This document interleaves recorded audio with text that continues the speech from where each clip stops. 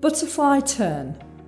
The butterfly turn skill may be subdivided into the following components: approach, touch with hand, rotation, touch with feet, and push off.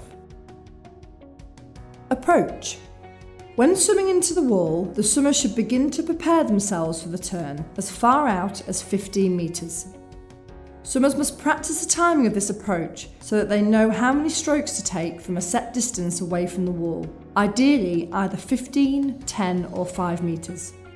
The swimmer should judge the timing of this last stroke to avoid gliding into the wall or having to perform a shortened or rushed last stroke. The swimmer should be aiming to touch the wall on a full stroke, with the hands making contact whilst the arms are fully extended. Touch with hand. The swimmer should aim to use the final leg kick to drive the hands strongly onto the wall.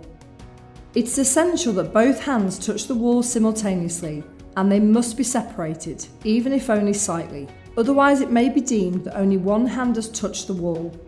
The hands do not, however, have to touch at the same height on the wall. In fact, where swimmers are preparing themselves for the subsequent rotational movement, it would be advised that the hands are at different heights to facilitate a smooth rotation and maintain movement speed during this change of direction. Rotation. As the hands are about to touch the wall, the hips should simultaneously drive forwards towards the wall as one hand is released. The swimmer should turn towards the hand which is released first. Once the hand is released, the elbow of the released arm bends and the arm travels slightly behind the head. The hips continue to drive towards the wall. As the second hand releases, the knees will bend and drive upwards towards the chest into a tucked position. As the feet get close to the wall, the swimmer will submerge in preparation for the touch with feet. Touch with feet. The legs will start to open out just prior to the feet touching the wall. The feet should make contact with the wall at the same time and will point diagonally to the side as a result of the twisting action during the second half of the rotation.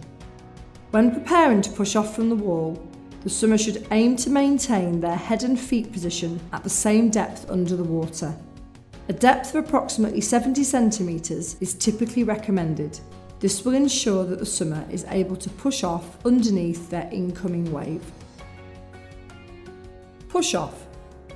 The push-off is powered by the initial extension of the hips, knees and ankles and finishes with the balls of the feet driving forcefully against the wall. The swimmer should aim for minimal contact time on the wall with their feet, but maximal application of force. As the legs drive against the wall, the swimmer should simultaneously extend their arms into an overhead streamlined position. The push-off should be performed with the entire body facing sideways. Throughout the push-off phase, the swimmer should aim to maintain the streamlined position.